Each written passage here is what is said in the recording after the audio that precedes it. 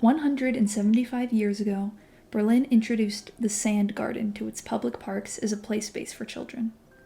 An accessible and inexpensive mode of play, the magic was kept in the simplicity of these gardens, an unrestricted space where all that kids had to work with were grains of sand. The idea came from Friedrich Froebel's teaching and philosophies, that children should be connected with nature, allowed to explore the world for themselves, and exercise creative paths of thinking. Sandboxes were implemented in North End Boston not too soon after as a means of providing immigrant-dense neighborhoods with a safe means of socializing and playing. Children often recreated modes of civilization in their sparse sandpits, geological structures that became cottages, farms, and even towns. Playing in the dirt, a member of the Massachusetts Board of Education said, is the royalty of childhood.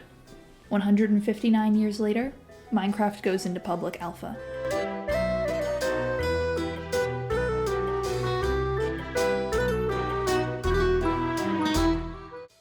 Completely non-linear, Minecraft left exploration and direction to the player's discretion. Goals are vague and lack instruction beyond simple achievements. There's no narrative, no quest line, just a landscape of resources waiting to be taken advantage of. The main marker of beating the game, or at the very least seeing the end credits, is following a fantastical cliché and slaying the big bad dragon. But the game doesn't end there. Not in the slightest. With infinite and random world generations, multiple dimensions to explore, and a capacity for multiplayer servers, Minecraft evolves into an endless gameplay loop. Play only ends when the player's imagination does. Even outside the base module, people are able to create their own narratives or creative avenues through data packs, modding, and twisting the very code that makes up Minecraft. Minecraft has gone down in history as the most successful sandbox game. With over 300 million copies sold in 15 years, it continues to remain at the center of conversations concerning the worlds of gaming and streaming. A garden of countless opportunities, Minecraft succeeds because it didn't change the game invented 150 years ago in those parks in Berlin. It lets simplicity do the talking. The approachability that Minecraft offers walks side by side with Johan Huizinga's theories regarding play and games, presented in the first chapter of his book Homo Ludens. Picking apart what drives, defines, and comes out of play, Huizinga asserts that play is, in itself, a world of its own that reflects the social lives and desires of those who occupy it, the players. While he notes that things such as aesthetic appeal and desire do not give play to birth, they most certainly color the world it creates. In a world absurd and reasonless, humans have a desire to retreat into something more understandable and compartmentalized.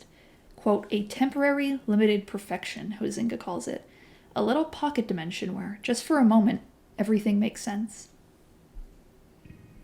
These allusions to worlds, to bubbles in time and space for the player to occupy, is rather apt in the face of Minecraft's random world generation. Every player exists on a server, and every server is a unique seed that gives shape to an environment that the player is meant to take charge of, creating their own form of order, their own personal perfection. Minecraft belongs to you. Yes, physically, you can own a copy of the game on your computer, but even beyond that, the rules, the objectives, the when and how and why, that falls under your discretion. Huizinga notes a strong intrinsic connection between order and play. He states that, quote, play has a tendency to be beautiful, that we have an impulse to create orderly form which animates play in all aspects. In simple menus, world building, and progression, Minecraft sets you up for success, reducing the cognitive load inherent to many open-world games so that the player can get right into extracting their own experience from the game. This philosophy that Minecraft follows, the idea of seeking order and perfection and simplicity, sounded immediately familiar to me as a graphic designer. Allowing form to follow function, creating bare-bones interfaces for means of clarity and ease of access, where have I heard that before?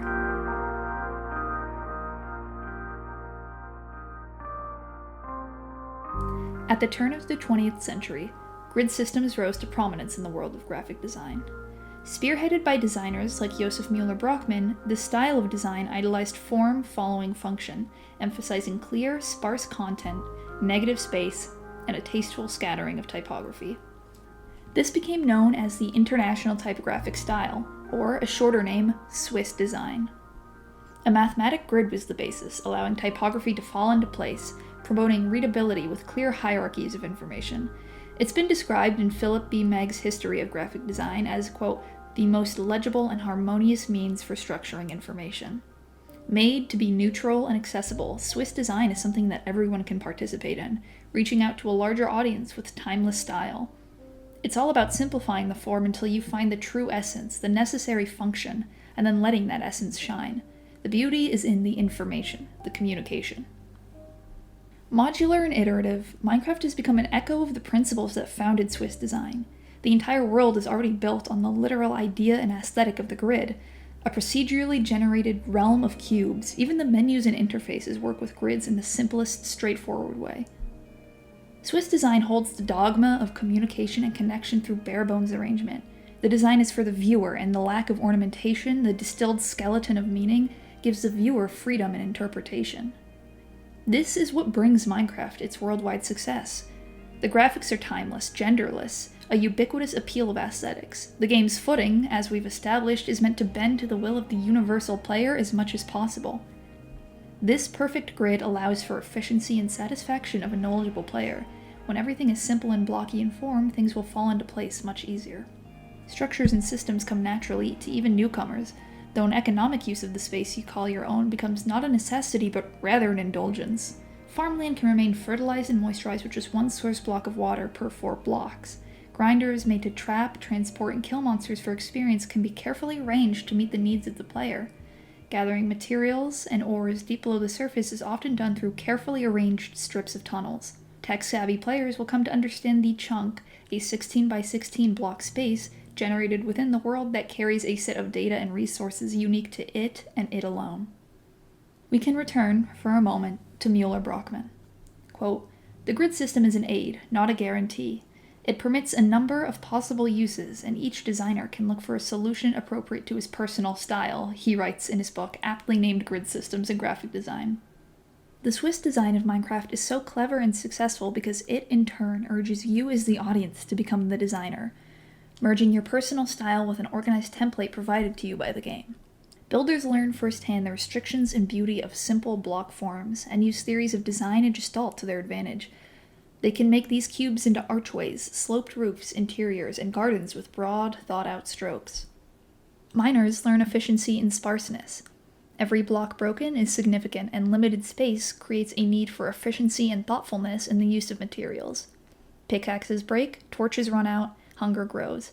And to extract as much material from the earth as possible, systems are created in tunneling, storage, system management, all across an array of grids. Even redstone, combat, or mere exploration operates off a series of carefully constructed templates that the player must bring to life. Minecraft is a conversation between two artists, and you can change the subject anytime you want. Of course, the single-player experience isn't all there is. Changing the subject, so to speak, or seizing the means of gameplay and order in the worlds of Minecraft doesn't just have to be within the context of the base game. The world of Minecraft is vastly expanded upon by a library of mods, in which the very code and structure of the game is added onto to create new experiences, often adding ornamentation onto the simplest building blocks that make up the game, for better or for worse.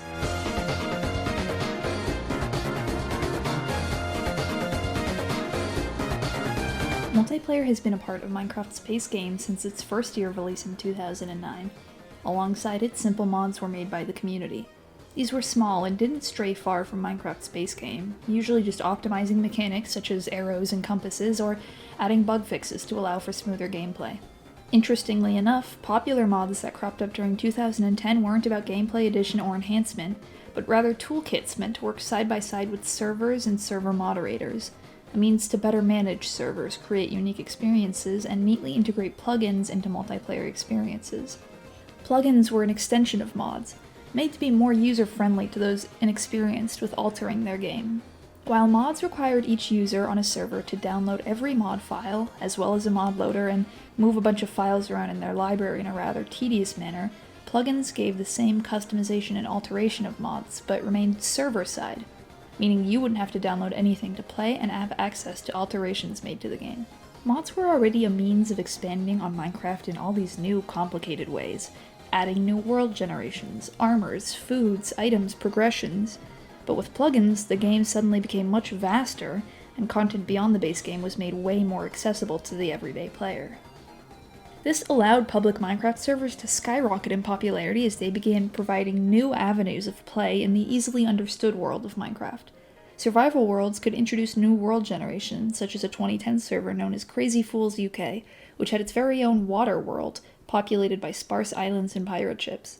Other servers were PvP-oriented, testing combat knowledge and skills in a competitive arena, and some servers were multifaceted, offering an array of game modes that tested out all sorts of Minecraft-based skills, such as building, parkour, or combat. The largest Minecraft server to this day is Hypixel, established in 2013, which falls into this third category of minigames and arcade modes. As of 2025, the server has 30,000 concurrent users a day and is estimated to rake in over $15 million a year. Because, of course, servers were quick to become monetized. So much so that in 2013, Minecraft edited its EULA, End User License Agreement, to state that servers were not allowed to make money off of pay-to-win microtransactions, an act that devastated and ultimately shut down many servers. Hosting public servers with plugins and large populations of players, as well as putting out advertisement, updates, and developments, cost a pretty penny, and many popular servers switched to cosmetics as their means of making enough money to keep the digital lights on. Hypixel, for example, put out monetized ranks for the player base. VIP, VIP+, MVP, and MVP+. For a one-time payment of $70 to $45, users could gain access to more cosmetics, pets, chat perks, and a priority queue on the server. Later, it even rolled out the decadent MVP++, which required a monthly subscription of $8, and to even have the ability to purchase it, players needed to already have MVP+. It sounds ridiculously frivolous, doesn't it? A $45 purchase just to get some cool-looking cosmetics and effects and a shiny little badge next to your name on one server in a video game? Who would spend money on that? A lot of people, I guess. At any rate, Hypixel offers over 60 minigames for its player base to explore, with its most popular game mode, Hypixel Skyblock, releasing in 2019. Since then, it has captured 60% of all people who play Hypixel, and in 2020, Hypixel reached 18 million unique players, meaning half of Minecraft's entire player base had, at one point or another, logged onto Hypixel. So what was drawing people into Hypixel Skyblock specifically? To answer that, I'll have to loop us back around to the early days of Minecraft. We're going back to 2011, when things were still more or less simple and restrained. Skyblock was a game mode released by a Minecraft user known as Noob Crew. It wasn't hosted on servers or made up of layers of advanced mods, not at all. Rather, it was a world map players could download and upload to Minecraft as a single-player or multiplayer game. The basis was straightforward. The player would spawn on a small island made up of a few dirt blocks arranged in an L shape. The island existed in an endless void, where dropped resources were lost forever, and falling off the edge was a certain, albeit temporary, death. Provided to the player are minimal resources: a single tree, a bucket of lava, and a bucket of water. These renewable resources allow the player to slowly but surely expand their island using cobblestone, and eventually branch out onto other similarly sized islands to gather just a few more materials. Noob Crew provided a list of goals for those interested in giving the game a try, or you could just test out your survival skills in this sparse climate. The concept exploded in popularity. Noob Crew's map garnered over 5 million downloads. Floating island maps became an entire genre within Minecraft, with more exploration or PvP aspects thrown into the mix. The original Skyblock game mode was a distillation of what the people loved about Minecraft. Every move you made was calculated and careful. The few resources you had were safely guarded.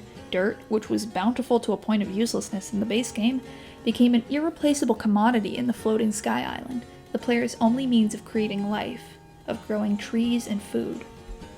A cramped island looking out upon an endless sky, the game mode is surprisingly thoughtful and nostalgic. There's no grand storyline, no tiered progression, no vast landscapes to conquer or enemies to vanquish. All you can do is make do with what you have. Look at Parker, I'm gonna start mining again. Okay.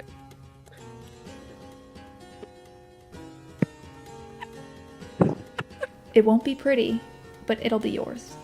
It's graceful and finite, a minimalistic reduction of a world already so simple.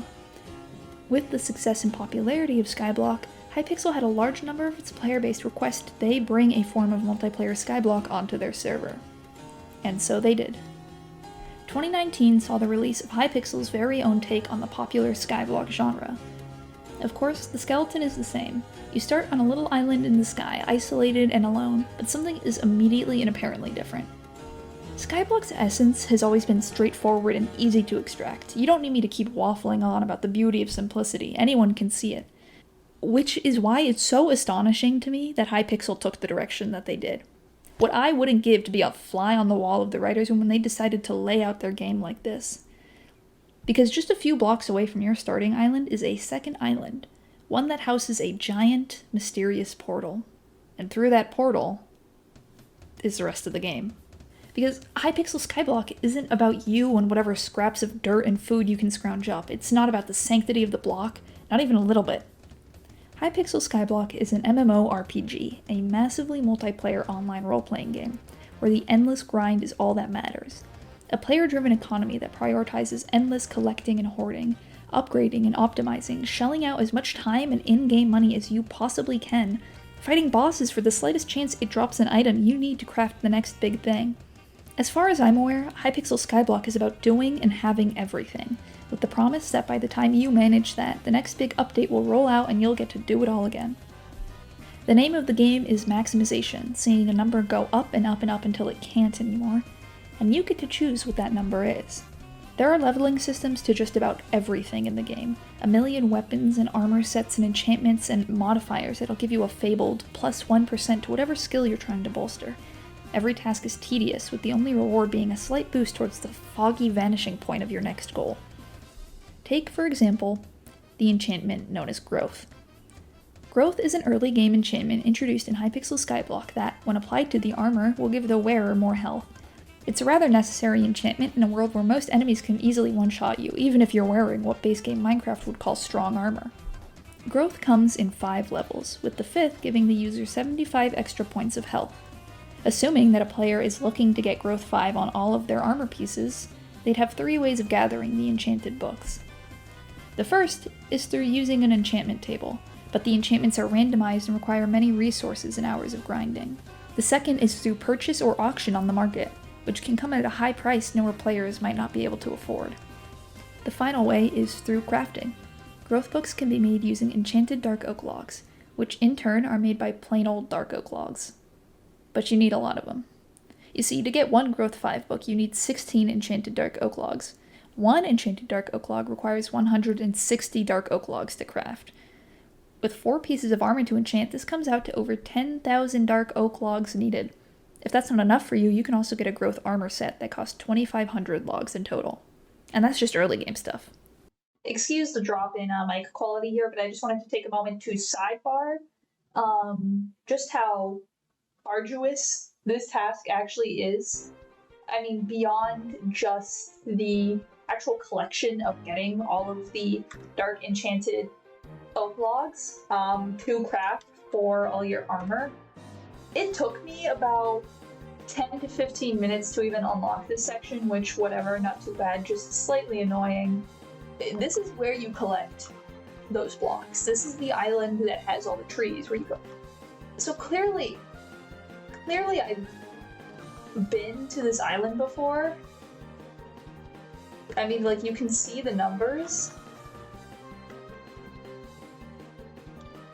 What the fuck is the foraging tutorial quest? I can't go to this island because I need to go, and they don't tell you, I don't know where this quest is. So I need to, okay. Of course, they need the breaking trees tutorial. So let me just pop over to the Dark Oak Island really quickly and just cut down some trees for footage.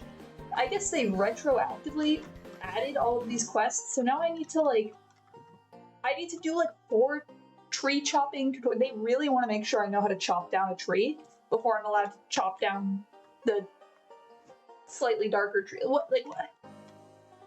And I get here and there's just this guy, you can see him in the background, running around destroying everything pretty much immediately. I mean, when I arrived, I started mining the tree, he immediately destroys. You can see him in the background right now, just tearing down everything. I mean, the place is razed. The place has been razed by this single individual who's just zooming about. And I went, what the fuck is he do? How is he doing that? And I looked it up. You need to, first of all, unlock a high enough level in Jungle Log 7 to get the Tree Cavitator recipe. The recipe being 16 jungle oak logs that are enchanted, which is like however many stacks of regular jungle oak logs.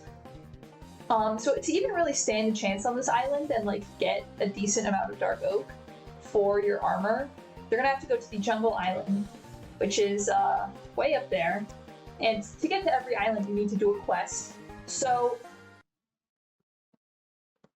I hate this game. I think I hate this game. I wanted to get some footage of me maybe getting some growth armor to show you guys what the process would be like, and I genuinely can't do anything. Of course, there's a way to automate or speed up these processes. Aptly named minions will farm set materials for you on your home island. It's because I believe minions are important. I mean, they work 24/7, gathering resources even if you never bother to log in, and as such represent the only way to achieve the dream that all Skyblock players share, which is to not have to play anymore. Tools can make collection go that much quicker. You can work with friends or just buy off whatever materials you don't feel like putting your nose to the grindstone for. If you have that kind of money, that is. Now, if I sat down and took you through the gameplay mechanics of this game mode, we would be here until the end of time, and I genuinely mean that. So I'm going to spare you the details. Hypixel Skyblock is nothing new to me. In fact, I remember waiting excitedly in the digital line back in 2019 when they started rolling out the game mode. I was able to use my VIP Plus status to skip the commoners in line. Not that I remember much of it. When speaking with a friend about the matter, he gently reminded me that most of my time in the game was spent managing the finances of our guild, while everyone else did the combat and dirty work. Essentially, I was the treasurer for a group of 14-year-olds in Minecraft, which didn't lend itself to memorable gameplay. But 6 years later, I find myself curious about the state of the game, how things have continued to evolve, what the world might look like to a beginner, and what people feel like they're getting out of the experience. So I returned to the old stomping grounds of Skyblock to figure out firsthand why in the world so many people play this game. I played for an hour with a group of friends, some of who had never played it before, some who had already poured many hours into the game.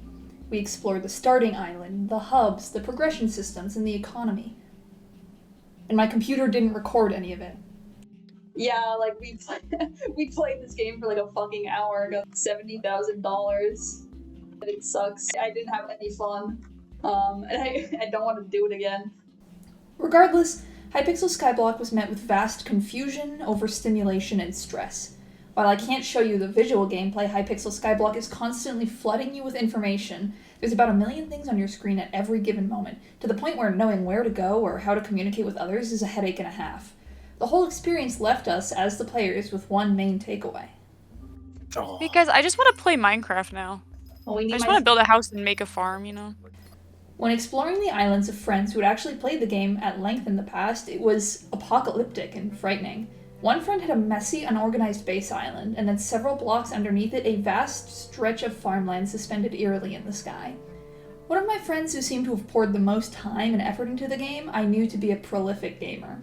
His Steam profile is an impressive display of games he's 100%ed or completed all possible achievements of, including games that are known to be difficult or time-consuming to 100%, such as Sekiro or Stardew Valley. So it came as no surprise to me that he, of all people, had put a lot of time into a game like Hypixel Skyblock. It was what started to help me piece together the allure of this game mode, not as a distillation of Minecraft and Noob Crew's original Skyblock map, but a distillation of a certain subsect of gaming, the ethical appeal. The game is for those who view gaming as a showcase, a portfolio, a testament to moral abilities such as dedication, determination, fairness, and skill. A competitive spirit both against other players, but also in conquering or surviving whatever the world may toss your way, whether that's a grueling boss fight or skill trees to max out. Minecraft, as it tends to do, becomes a new vessel for desire in search of the absolute, a way to sharpen and flex skill, prowess, and mental capacity for gaming. I think my favorite example of this case is found in a YouTube series done by Technoblade 5 years ago. A large figurehead of the Minecraft community, Technoblade made a lot of videos on his skills and ability in combat, and his dedication to Hypixel Skyblock. But his most compelling series is one in which he attempts to garner the largest collection of potatoes in Minecraft, a relatively useless item that gives no gain or purpose other than the title of being the #1 potato farmer. Across 3 videos in several months, Technoblade learns all the ins and outs of farming in Skyblock, and even finds himself in a dedicated rivalry with the actual #1 potato farmer, employing Sun Tzu's art of war, working to sabotage his opponent, and even going so far as to track the other player's activity and sleep schedule. It's an all-intensive, with no reward or gratification other than the knowledge that Technoblade holds the ability to laser focus and dedicate himself truly and firmly to a task. This is a quality of play that comes up in the earlier referenced book Homo Ludens. Quote, "Though play, as such, is outside the range of good and bad, the element of tension imparts to it a certain ethical value insofar as it means a testing of the player's prowess, his courage, tenacity, resources, and, last but not least, his spiritual powers, his fairness." Games like Hypixel Skyblock, that put players in an MMO and ask for hours of effort in clawing their way up some invisible, meaningless ladder, are not about the in-game accomplishments or rewards, but rather a means of virtue signaling, or of putting this aspect of tenacity to the test. So I suppose that's why people play Hypixel Skyblock, to prove they can. But fairness in games, this idea of playing by the rules and abiding by whatever moral systems are set up by a game, I wonder what would happen if you were to invert that.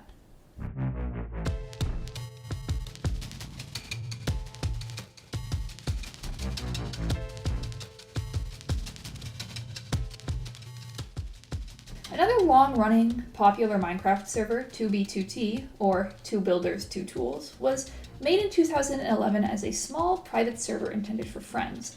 Created by Housemaster, when he decided he wanted to shut down the server, he first opened it up to the public to allow people to grief, or freely destroy anything they so pleased. It was like the world's first virtual rage room, and this complete freedom made 2b2t spike so much in popularity that Housemaster ultimately decided not to close down the server. From there, 2b2t continued to rise in notoriety as Minecraft's oldest Anarchy server, a lawless land where hacking, cheating, and being a general online menace were not only allowed, but strongly encouraged. YouTube videos made about the server helped it gain more infamy, especially from 2b2t player FitMC, who became a sort of in-house news outlet for the dark happenings on the server. Since 2b2t is hosted on a regularly generated vanilla Minecraft world, it doesn't have the same ability to host tens of thousands of players like Hypixel does. They are usually only able to host 250 to 1,000 players at a time, and to join you must wait in a player queue with horribly long wait times. As I write this on a weekend evening, the queue has over 600 players waiting with an estimated wait time of 20 hours. If you're a 2b2t enthusiast who simply doesn't have that kind of time, you can always buy the Minecraft version of a Disney Fast Pass, access to a priority queue for $20 a month. With 14 years of activity under their belt, 2b2t's history is rather vast and complicated.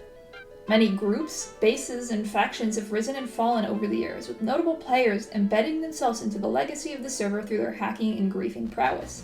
Some of these players include PopBob and iTristan, regarded as two notorious griefers whose claim to fame includes successfully hacking into the very code of the server itself to gain administrative powers and items they wouldn't be able to access otherwise, through a method known as backdooring. Large swaths of like-minded players will sometimes come together to create large-scale builds, dominate the PvP world of the server, or hunt down and destroy other people's bases. Some of these groups, like Nerds Inc., whose apparent goal was to take over the server from the inside, were prolific in exploiting the server in extremely innovative ways. Nerds Inc. in particular ran an exploitation project from 2018 to 2021 that they referred to as NoCom, or No Comment, that used bugs and server plugins to build a code that could track the movement of every single player logged onto 2b2t, as well as recreating the environment around them. Shown as a heat map of all player activity recorded for over a year, released after NoCom's code was patched out. This project was, for the time it ran, kept incredibly secret through misinformation campaigns and side projects run by Nerd Inc., intended to misdirect anyone looking a little too closely at what they were getting up to. NoCom was devastating for many long-standing members of the 2b2t community, as it revealed safeguard stashes of items and large-scale bases hidden out in the far reaches of the world. Aside from a chaotic realm of aggressive, sly cheating, 2b2t has an incredibly unwelcoming and belligerent community of players. Chat logs, base names, and player aliases are riddled with racial slurs, hateful imagery can be found all across the server, and there's a rather antagonistic view of newcomers to the servers. So much so that most 2b2t players can be sorted into one of two categories: new fags or old fags. These are rather self-explanatory, but nebulous terms that describe anyone who is newer to the server or anyone who's been playing for a long time. There have been several incursions carried out on newer server members, usually in which a faction will camp out near spawn and slaughter any newcomers. These incursions were first let out by a group called Valkyria in 2013, but they continue to occur whenever a faction feels so inclined, or especially when YouTube videos start to bring more traffic to the server. Some incursions go beyond just culling new players, such as the 6th incursion, planned in 2018 when members caught wind of popular YouTuber Antvenom planning to make a video on 2B2T, which would drive newcomers to check out the server for themselves. This incursion was most notable for its forced labor plans. Some factions would force new players to endlessly mine materials for their building projects, with the promise of good gear and acceptance into the incursion group if they were complying. With such an openly toxic, hostile community, 2B2T has become known as one of the worst Minecraft servers in existence, with feuds and rivalries sometimes extending to outside the gameplace. FitMC has said that people sometimes try and sell his coordinates to other players for real-world money, and multiple players have found themselves swatted or doxxed for being on the wrong side of a conflict. And yet, the server is still running today with around 1,000 players online at any given moment. 2B2T is still holding its ranking as one of the most popular Minecraft servers and the oldest Anarchy server around. It's become such an incredible archive of human behavior, Minecraft coding and exploitation, and PvP, with a vast and well-documented history, all rooted in a chaotic, messy sort of freedom. Where Hypixel Skyblock players live by their rules and codes and a desire to show their own tenacity and moral prowess, 2B2T players play the exact opposite way, a long-winded game of lying and trickery. After all, it's not just about who's more tech-savvy, who can cheat and destroy and find the best exploits in the code.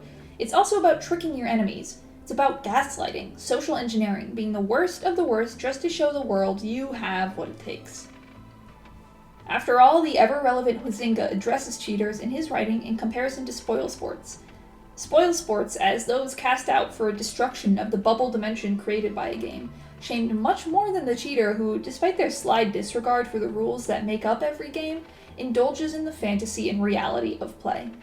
Even if they're abandoning morals and fairness to get ahead, at least the cheat still indulges, still acknowledges the seriousness and magic of the game.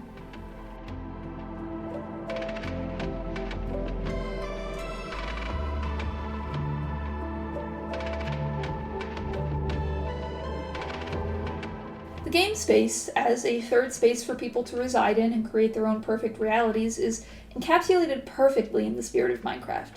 It becomes the grid system for players to manipulate how they see fit, an engine to generate new modes of play, a breeding ground for ideation. Iteration is endless.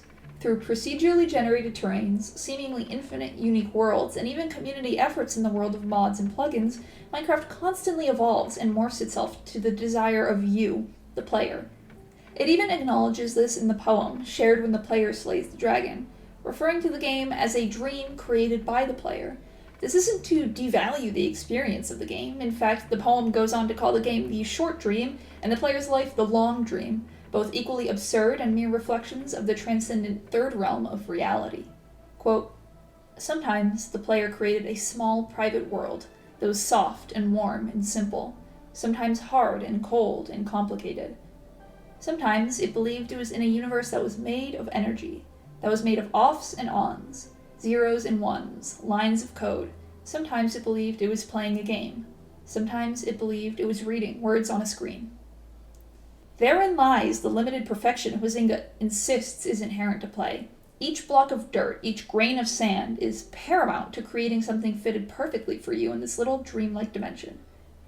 Often on social media, I see peers fondly speak of the 2-week Minecraft phase, a cycle in which friend groups gather to play through Minecraft in whatever way they see fit, modded or vanilla, servers large or small.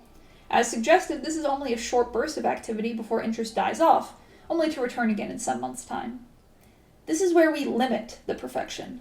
Games create a whole new space, and with it a new timeline to exist on, one that will only last as long as the players want it to, fading away once needs are satiated. This 2-week phase, or whatever it may be, is a desire to satisfy some longing for camaraderie, socialization, teamwork, accomplishment. Whatever you need out of Minecraft is easily found, and it does not draw itself out longer than necessary. This is what makes it so perfect. Huizinga puts all of this better than I ever could. It plays itself to an end.